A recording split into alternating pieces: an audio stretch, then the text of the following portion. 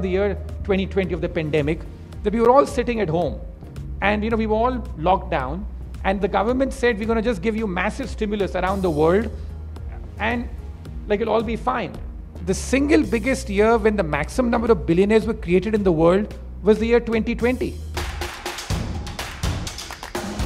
have made a fascinating point in the book, that is inflation, interest rates and asset price bubbles, and the tendency to look at consumer price without looking at asset price increases.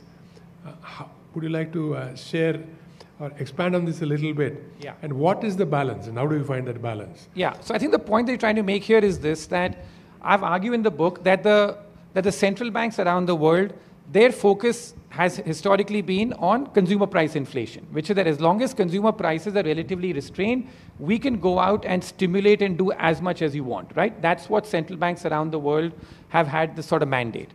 As I argue in the book, that consumer prices in general around the world have remained low for the last 40 years or so because of globalization, because of technology, right? You have so much cheap labor, cheap goods coming from China, other places with globalization, that's kept consumer prices low. So central banks have got emboldened by saying, okay, consumer prices are low, we can now throw as much money at the system to try and promote economic growth. What I say is that what this has done instead is that it has boosted asset prices. That a lot of this money has gone into boosting asset prices of stocks, bonds, and property. And to me, this is the single most important thing. If there's one symbol of what's gone wrong with capitalism in the West, it is the fact that you have had a runaway growth in property prices. Like as I argue in the book, that about like a generation ago, it took about 3 years for a person buying a home in America to be able to make the down payment. Now, it's taking 19 years, right? So can you imagine the thing? Most Americans today in their 20s are still living in with their parents because they can't afford to buy a home.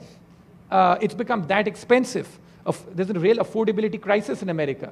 So in terms of, you've had this massive boost up in asset prices, and then also the fact that you've had a profusion in billionaires. And one of the reasons I wrote this book also, when the idea of the book came up in the year 2020 of the pandemic, that we were all sitting at home and we were all locked down, and the government said we're going to just give you massive stimulus around the world and it'll all be fine. The single biggest year when the maximum number of billionaires were created in the world was the year 2020, during the pandemic, that you had this. So that was my point, that you throw all this money at the system, and the biggest beneficiaries tend to be the rich because it boosts asset prices. And if it boosts asset prices, who owns them? It's the rich. And when you have things like, now stocks going up, okay, fine, people feel they can't afford it. But property prices also going up so sharply. In America, property prices have surged.